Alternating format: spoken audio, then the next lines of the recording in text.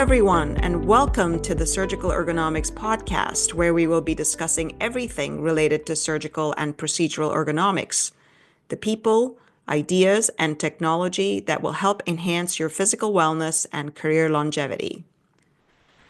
I am your host, Geeta Lal. I'm an academic endocrine surgeon, speaker, consultant, and surgical ergonomics coach. Having experienced work-related musculoskeletal injury myself, I am committed to increasing awareness of and developing solutions to counteract the impact of poor ergonomics on the professional and personal lives of healthcare workers in procedural areas. Today's episode is sponsored by Q Optics. Surgeons, your neck shouldn't pay the price for precision. It's time to demand loupes that are built for you. Q Optics is more than magnification. Custom crafted through the lens loupes engineered and tailored to your unique facial structure and surgical posture. The ultra lightweight titanium build eliminates pressure points, red marks, and the chronic neck and shoulder pain caused by heavy, bulky, outdated optics. With the exclusive TrueFit measurement system, each pair is precisely tailored to your unique facial structure, delivering a customized stress-free fit and all-day comfort. The Ergo Direct Vision loupes with up to 60 degrees of declination keep neck flexion under 15 degrees, or go zero flexion with the Ergo Angle Deflection loupes for a straight-ahead gaze and complete ergonomic relief. And with crisp edge-to-edge clarity within an expansive peripheral view around the telescopes, your field stays wide and unobstructed.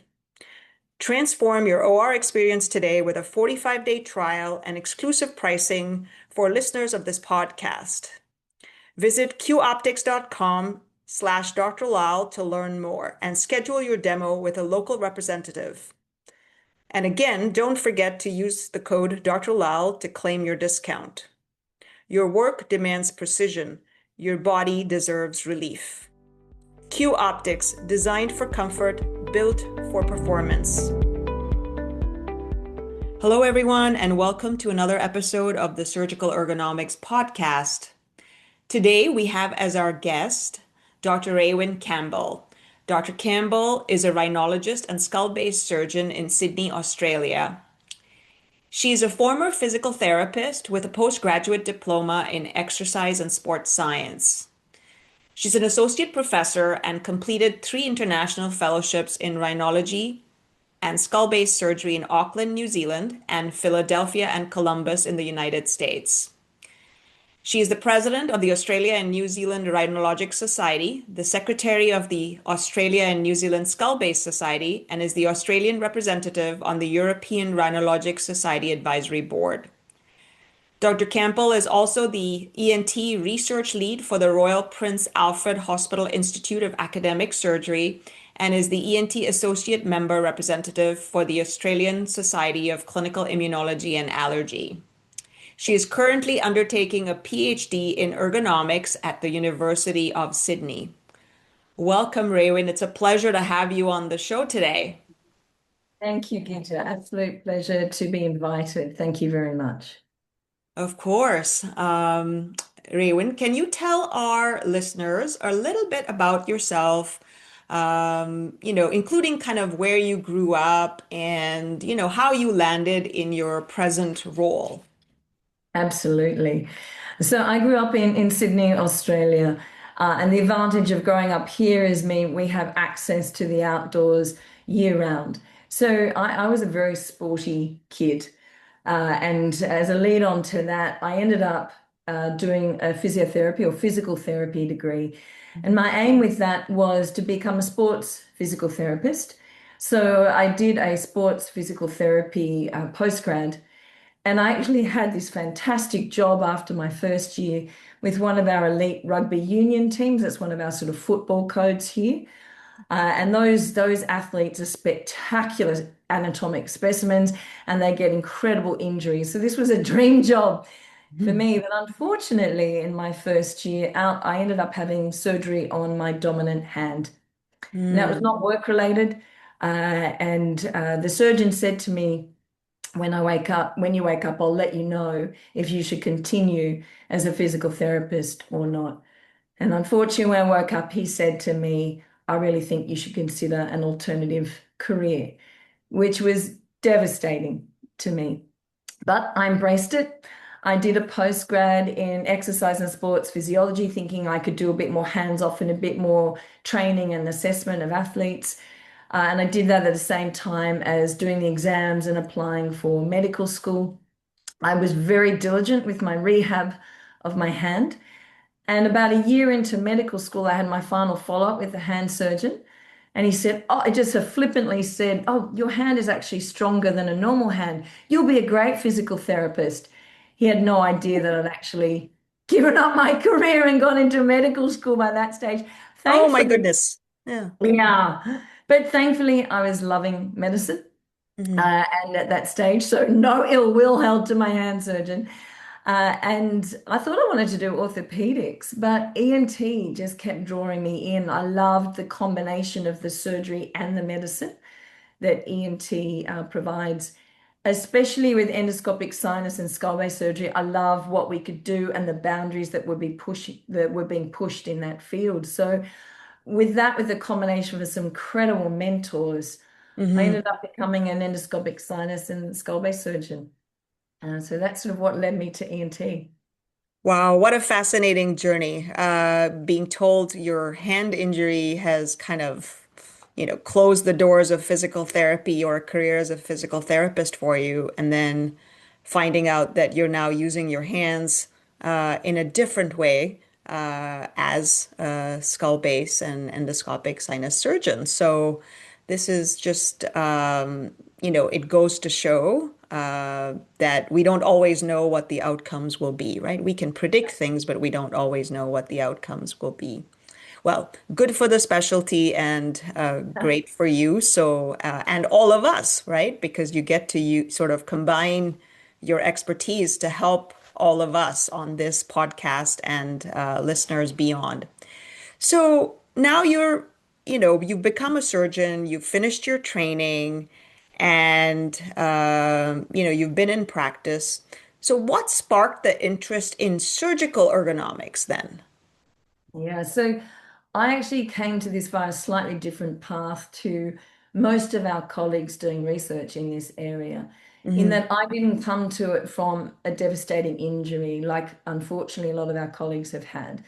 I'm a Hmm. surgeon, of course I have pain. It Hmm. goes without saying, unfortunately, Yeah. but nothing kind of catastrophic.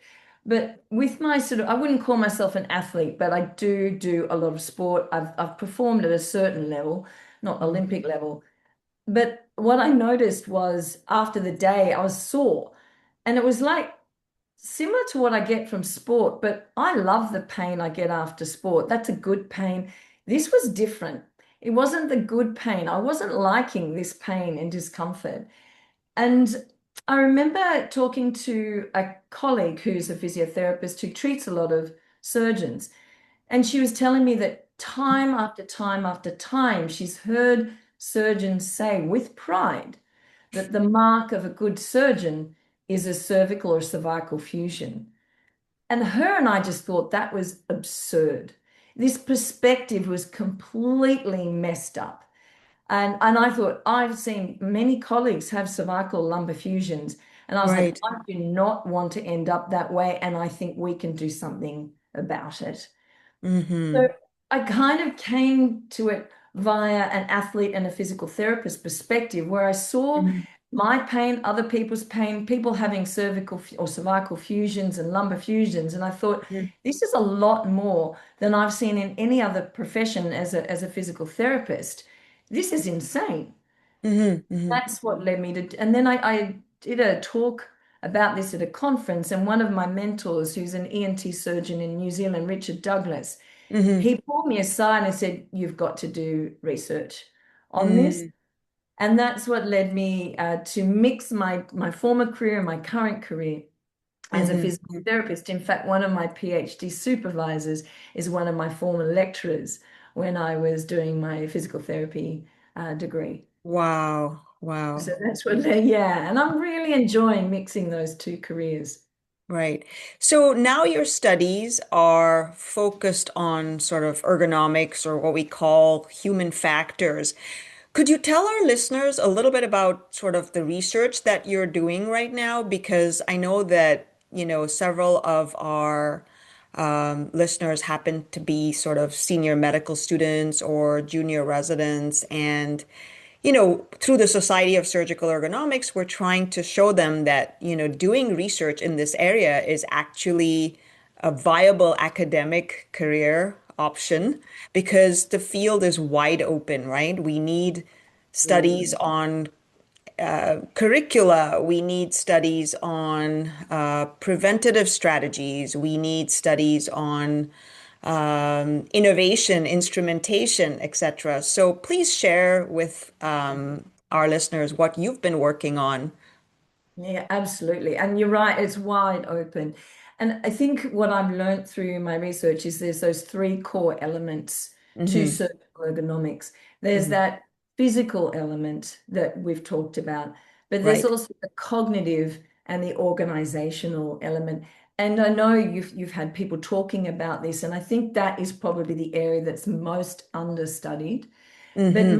what I did first of all is I did a systematic review to look at what the rates are, where the literature is lacking in research.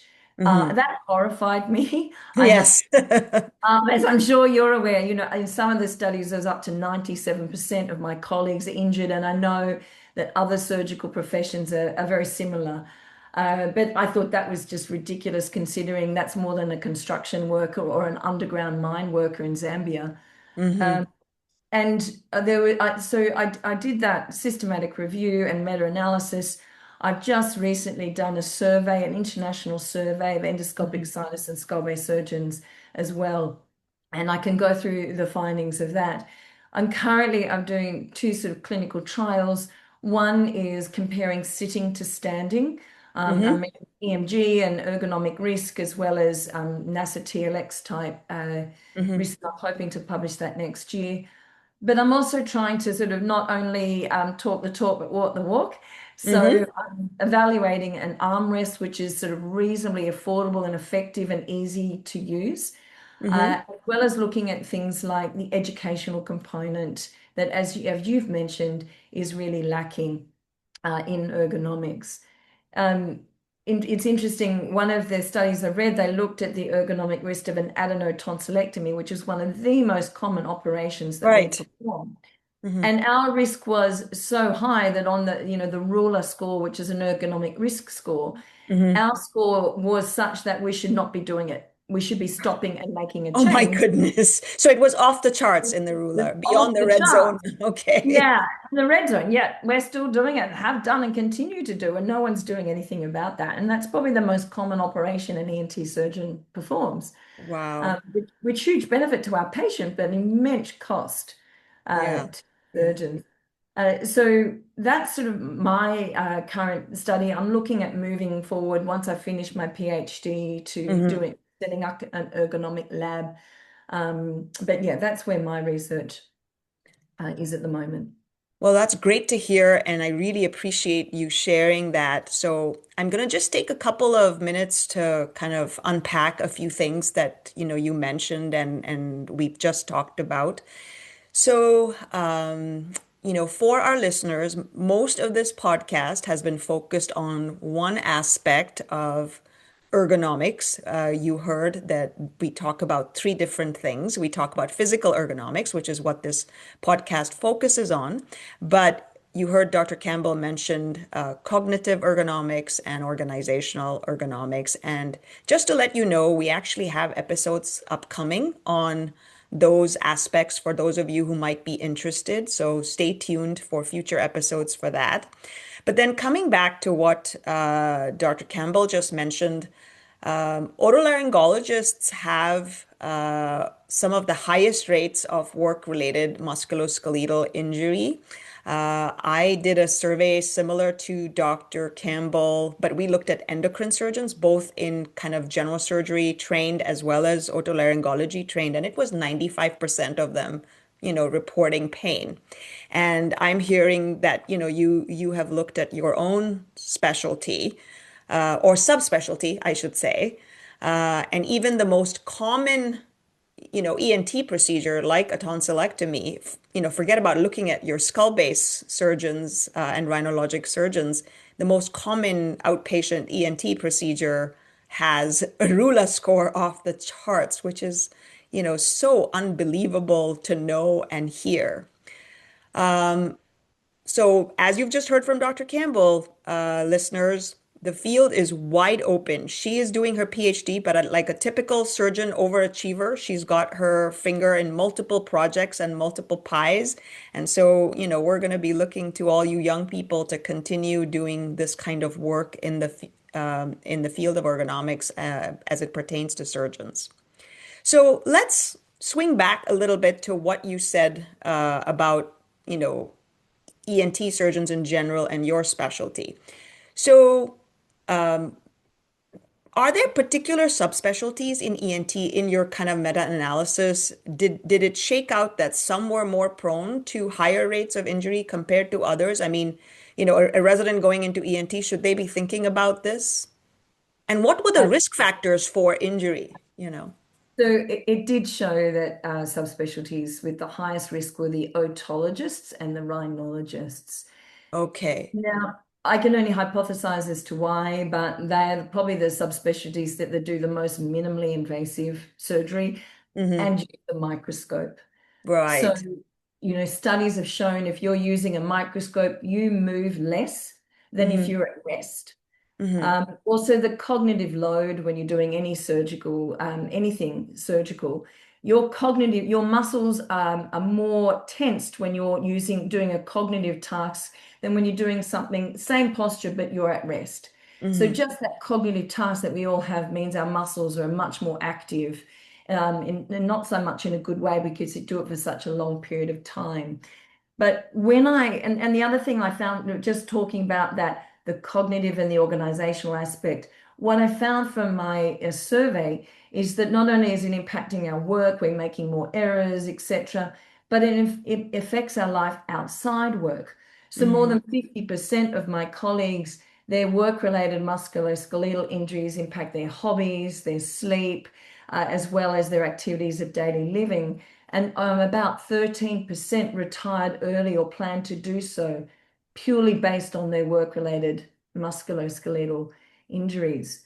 Now, with the survey, what I found is sort of 7 risk factors Okay. that can impact. So, number Hmm. 7 was actually glove size. So, if you have a glove size that's 6 or less, which is a measure of hand size, really, Hmm. Hmm. your risk of injury is much higher. So you had a 70% risk compared to someone with an 8.5 glove size or more, where their risk was 44%. Now, 44% is still not great, but Right. 70 versus 44, and that was a significant difference. Right. Number Right. 6 was if you stand. So Mm. surgeons who stand to operate for most of their day, 60% higher odds of having a work-related musculoskeletal injury compared to those who sit. Number 5 was caseload. So if you do more than 100 endoscopic cases per year, your risk was again about 70% higher than those who do less than that. Number 4 was really interesting. It was Mm. exercise. Hmm. So if you do little to no exercise, i.e. less than sort of half an hour to an hour a week, your risk was 70% higher than those who do 7 hours a week, which I realize is a lot. But you could see that gradual increase with the more hours per week, the lower the rate of injury, Hmm. my Hmm. colleagues. The third one was how much time you spend in the clinic, which was really Mm. interesting. If you spend more than 6 hours a week in the clinic, your risk was double that of someone Mm. who spends less time. Now, I can go into talking about why. Hmm. Number 2 was being female. Hmm. You have female sex, 3 times the odds of work-related. Now, I know this is not new, Mm. especially I'm sure to you, Geeta, with all the research you've done. But the number 1 greatest risk factor was actually BMI. Of If the your surgeon. body Yeah. Yeah, of the surgeon. So yes, Mm-hmm. good point. If the surgeon's body mass index was greater than 30, they had Mm-hmm. a 5 times greater risk of Mm-hmm. work-related musculoskeletal disorder than those who had a normal or low body mass index. Now, a lot of those are modifiable. Mm-hmm. Uh, Maybe not directly, but indirectly. And I know you've had a lot of speakers on your podcast and you've done a lot of research into this. But there are a lot of modifiable things we can do about those 7 risk factors. But that's what my researchers has identified in endoscopic sinus and skull base surgeons. And I know this would probably apply to most surgeons, to be honest. Right. Yeah. Wow, that's I'm so glad you put, this information out on here on the podcast because, as you said, it is it's amazing how when you look at different specialties, um, there are some common themes, and you've brought up, as you said, similar themes. I mean, my areas have focused on meta-analysis, in kind of all surgical specialties or general surgery related, or among our residents. But these things come up over and over again. So if you're at the maybe the extremes of glove size or smaller glove size, which is kind of a proxy for female sex, right? As well as hand size and kind of hand span. And whether you do minimally invasive surgery of any sort, so any specialty, if you're doing any minimally invasive surgery, because I think, like you said, even within those, it's kind of this otology, rhinology, the smaller spaces that you're working in and the specialized instruments that you're using, so whether it's the microscope, endoscope, and laparoscopic, thoracoscopic type of surgery, you're restricting some movement, right? Yeah. And so I'm sad to hear of the high rates, but I'm also glad to hear that, it's consistent with what we see in various specialties across the literature, and the fact that, some of these are modifiable. Now, I will say I haven't seen as many studies looking at surgeon BMI. I think I recall seeing a vascular study, sorry, a study among vascular surgeons, but I haven't seen that. But that plus kind of that physical fitness piece is what we keep saying over and over again. And we'll be back right after the short break. Surgeons and proceduralist colleagues, we train for years to master what we do, but most of us are never taught how to protect our bodies while doing our jobs. Neck pain, shoulder fatigue, back stiffness after long cases. For many of us, this isn't the exception, it's routine.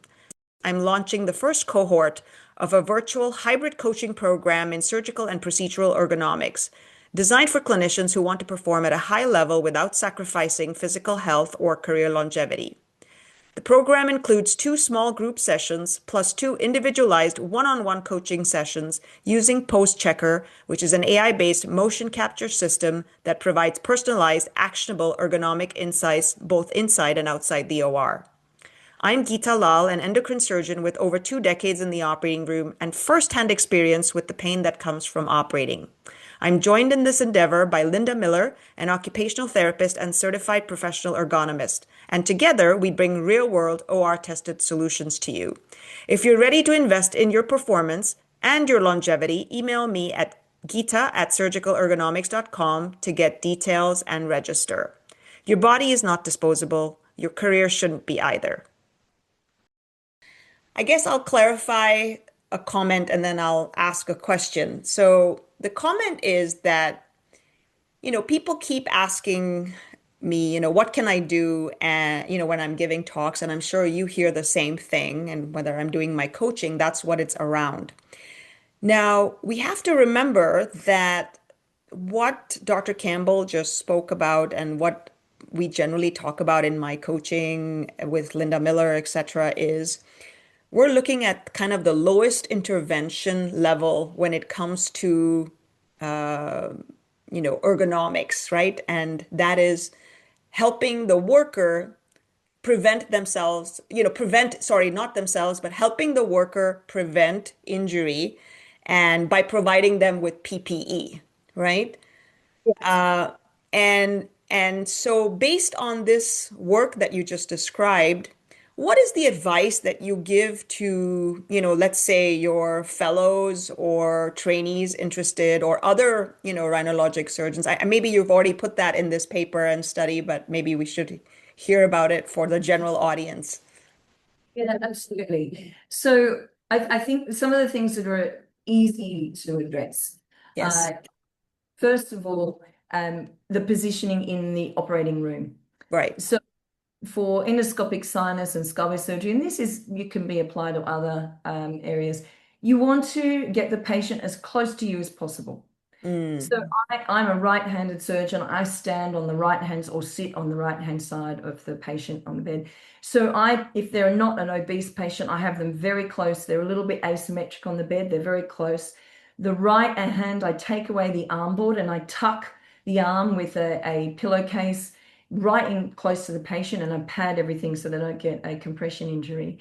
And yeah. then even if they're not large, most people aren't, tiny, particularly in Australia, and I'm sure in North America it's the same. So Hmm. often I'll place a couple of straps over the patient and I'll tilt the bed a little bit Hmm. toward me. And because I'm operating on the nose and the head, I tilt their face towards me. The other thing I do is all of my foot pedals, I have one for each foot. So I'm not always using one foot to control the foot pedals. And that way Right. I make my stance. I Hmm. slide the head of the bed away from the base of the bed. So there's more room under the bed for my foot pedals and my anti-fatigue mat, which is another thing that Hmm. I know Hmm. we've spoken about. So that's one thing I do. I also wear sports shoes. I don't wear clogs or anything like that. I wear Right. sports shoes as well. And with the endotracheal tube, I have it coming out to the left, and all the tubing is going down the left-hand side of the patient, and then it crosses over around their knees across to the anesthetic machine, which is on the same side as me because I have my scrub nurse opposite me. And that way, neither myself or the scrub nurse are twisting when we're exchanging instruments, and we have two monitors, one for Hmm. me and one for the scrub nurse. Hmm. Micro breaks, as you know, that goes without saying, and I do active stretching with my Hmm. micro breaks. We all have a bit of fun. We often do all the same stretches together, and I actually quite enjoy it. It's quite a bit of fun. We have our own sort of soundtrack that we Oh, do our really? yeah, Okay. and it's great because everyone contributes. We have a little Spotify playlist that Hmm. everyone puts their own songs to. And that's Hmm. just a bit of fun, but that's that cognitive psychosocial aspect Hmm. that's really helped my team enjoy their day because we all criticize each other's music choice and I'll look what stretch you're doing and that sort of stuff. So it's a bit of fun. But Right. those sorts of things can make an enormous difference just to the way you set up your theatre.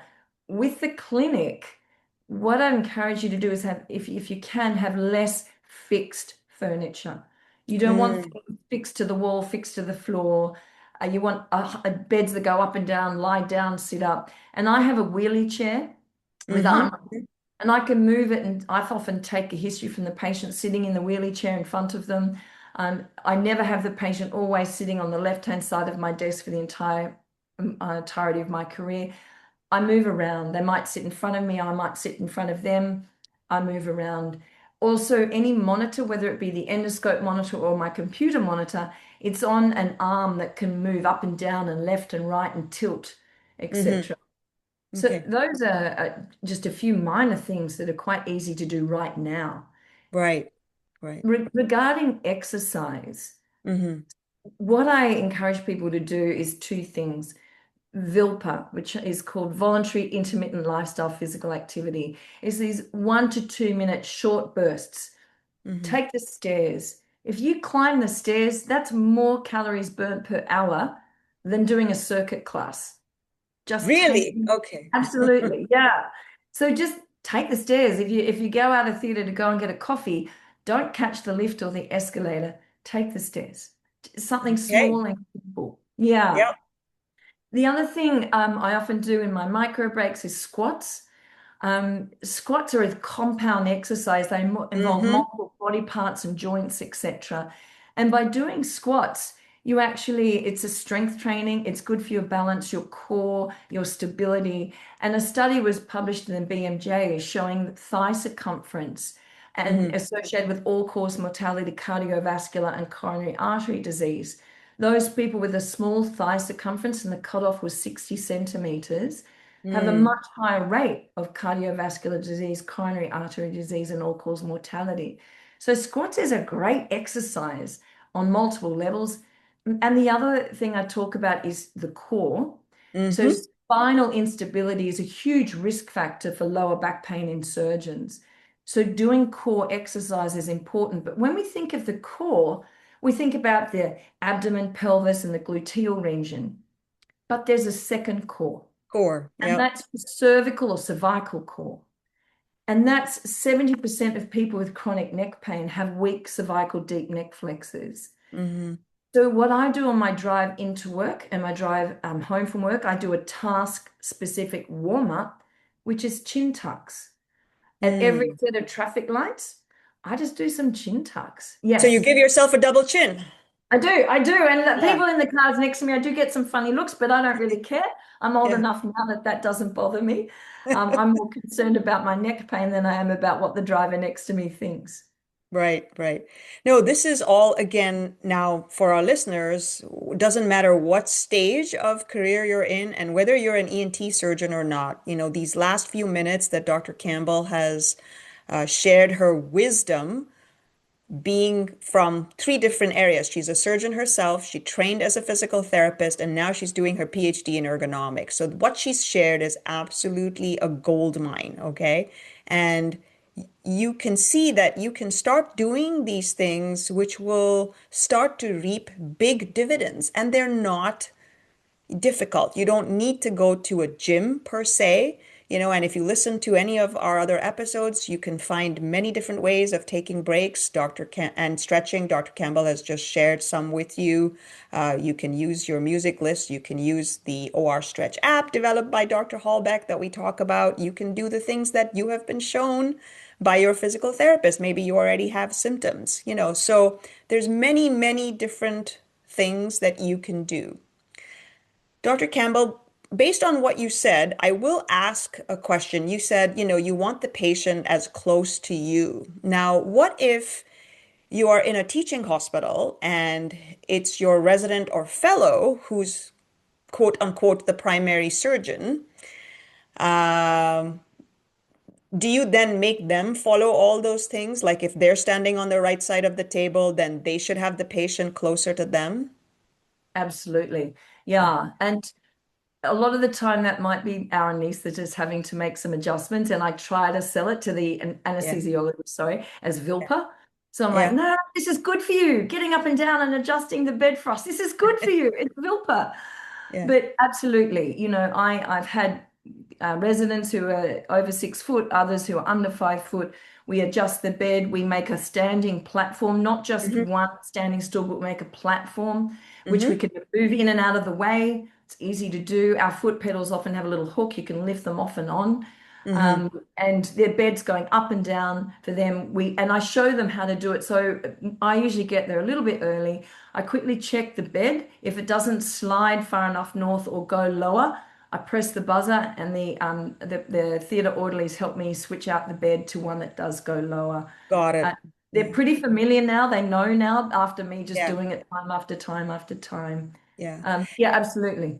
Okay. I have another question based on what you said, in clinic. Now, I don't know how things are, in Sydney or elsewhere in Australia, but oftentimes we find here in North America, at least in the big academic institutions, new ORs get built or things get upgraded in old ORs. For example, when we went to the electronic medical record and digital imaging, the screens get put up wherever there's space, right? So even though we know we don't want to be looking, in far extension, that's where the screens are. The EMRs or the computers got put in, the monitors don't go up and down always, So, any even though we may know these ergonomic principles, the workspace, is what it is in clinics. Supposing you can't move things around. So then what do you recommend people do? Oh, I think first of all, going back to your first point, I think Hmm. that's that organizational aspect of ergonomics where Yes. we need to be involved in the design. Right. Yeah. But obviously that's a long-term plan and you've got what you've got. Yeah. So I think the first thing is if you can't adjust where your screen is, etc., you can adjust your posture. You Hmm. can stand to do certain things, etc., etc. To be honest, putting in an arm that adjusts the monitor isn't that difficult or expensive, but you could ask for that. They're not that expensive. But I Yeah. think if you can't change the furniture, you can adjust your posture when you're using those things. For example, get a wheelie chair and move Right. around when you're Hmm. taking a history, etc. I have my patients sit on a chair that can go up and down, not a fixed chair. I So see. get an office chair that goes up and down and bring that into the room and have the patient sit on that. Yeah. No fixed chairs at all if you're going to examine a patient. The relatives Right. can sit in a fixed chair, but the patient's in an up and down chair that can turn around. So I've often gone in clinic and grabbed an office chair from the computer workstation and brought that in for the patient to sit on. Those are I minor love things it. you can do. Yeah. Yeah. I love it. Okay. This is all, great to hear because, often people say, well, these things are fixed. What do I do? So this is key, keep yourself moving, right? Yeah, And absolutely. try to find, optimal postures. You don't want to be in static postures for a long time. Now, let's turn back to the OR. You gave us sort of, the principles for kind of endoscopic surgery. Let's say you're working at a microscope. What are some good principles of working at a microscope? And I guess the second part of that question would be, are there any innovations that are on the horizon or available that ha can help endoscopic rhinologic surgeons? I'm thinking, I think, of exoscopes because that's where I think, talked to neurosurgeons who've kind of tried it and find that to be helpful, especially in small spaces. Yeah. And again, to answer the first part of your question with the microscope, Hmm. certainly the first thing is people are always very static, but Hmm. they think of adjusting themselves. Adjust the patient. Turn the patient up, down, angle, reverse trend, element trend, whatever it is you need to do to get a better view rather than putting yourself in an awkward position. That's one thing. And do micro breaks because you are so static at the Right. microscope. The microscopes you want is the ones with the shortest ocular to lens distance if you are Hmm. investing in a new one. But yes, the exoscopes. We've just published a study comparing an exoscope to a microscope. And Hmm. definitely the benefits of the exoscope, it was had an ergonomically better ruler score when using the exoscope and less pain and workload when using that. It's not perfect. There's some issues with the distance vision, etc. But I don't use an exoscope because I'm not an otologist. But overall, I think with the evolution of the exoscope, it's going to be a great revolution for my otology colleagues or anyone who uses a microscope. Um, for those who don't know, an exoscope is a digital camera visualization system that sort of magnifies a high definition view via an external monitor. In terms of the things on the horizon, Hmm. for endoscopic sinus and skull base surgeon, there's some armrests. I'm currently doing a study evaluating a carbon fiber armrest because the non-dominant hand in sinus surgery is very static. It's the one that holds the endoscope for hours on end. So Mm. an armrest that's beautiful. It moves, it angles, it tilts, and it's adjustable and it doesn't take up any floor space. So hopefully watch this space. I'll hopefully be able to publish the results of that soon. But there's Hmm. also endoscope holders on the horizon. Some of them are kind of relatively simple, but there's some really high-tech ones that have navigation systems built into them. Hmm. Again, they're very expensive, but these are on the horizon, which I think is also really exciting as well in the area of ENT. There's also robotics. Now, the robot currently is too big to fit in the nose. So any skull-based surgery done via the robot is usually done via combined transoral and transnasal. But there are now robots evolving, for example, for bronchoscopy that are small. They can get into the much smaller bronchioles and take biopsies and suction, etc., with a camera. So with that technology, the hope is that moving forward, that might be an option for endoscopic skull-base surgery because they've got much greater degrees of freedom than we currently have. So I think those are sort of some of the things on the horizon. But again, as you've mentioned, I think more studies addressing that cognitive, psychosocial, and organizational aspect are also really important. Absolutely. I hadn't thought about the fact that you, as the surgeon, are holding scopes because, as a general surgeon, when we're doing laparoscopic surgery, it's usually the medical student or the junior resident, holding the Yeah. scope. Sometimes some surgeons will hold the scope themselves while they're assisting somebody else do it. Yes. For example, a trainee. But wow, I can see what you mean about that. So a few weeks ago, I was giving a talk to sort of endoscopists and endoscopy nurses. This is in GI endoscopy. So what, and I have some experience with this, having trained as a general surgeon, that, our scopes, the sizing is such that I wasn't able to use one hand to manipulate both the dials. So, is there a similar issue like that using laryngoscopes? For endoscopy, for colonoscopy, etc., there was, some talk about maybe having a pistol grip scope rather than, kind of the regular scope. So I was wondering if you could shed some light on and provide some tips for laryngoscopy for those of our ENT colleagues listening. The good thing we do a lot of flexible Yes. nasendoscopy, Yeah. and there are different. There's pistol grip versus other grip, and there are some studies showing advantage of one over the other. But the good thing about that is that's usually quite short. When Yes. we're doing surgery, we're usually actually using a rigid endoscope. We don't use any sort of flexible ones. In laryngoscopy, they usually set it up such that it's all holding itself in place, and then they've got two hands so the scope is actually they're not holding it for it's all set up and they often use a Got it. microscope. But I guess the key thing with that is the armrest, either to have a chair with an armrest to support it or to use an armrest attached to the bed when you're doing that, because it makes you much more stable, which using a microscope or an exoscope is so important.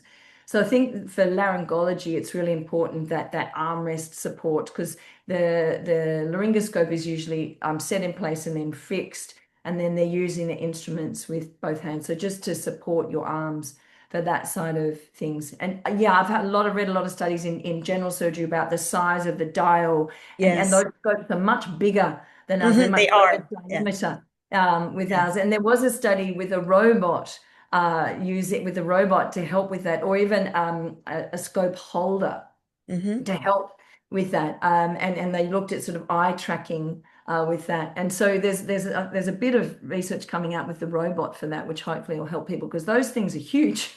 Yeah. Yeah. I've seen them. I've never used one, but I've Yeah. seen them. Yeah. Yeah. I definitely had struggles with one hand because I'm 6.5 glove size. Yeah.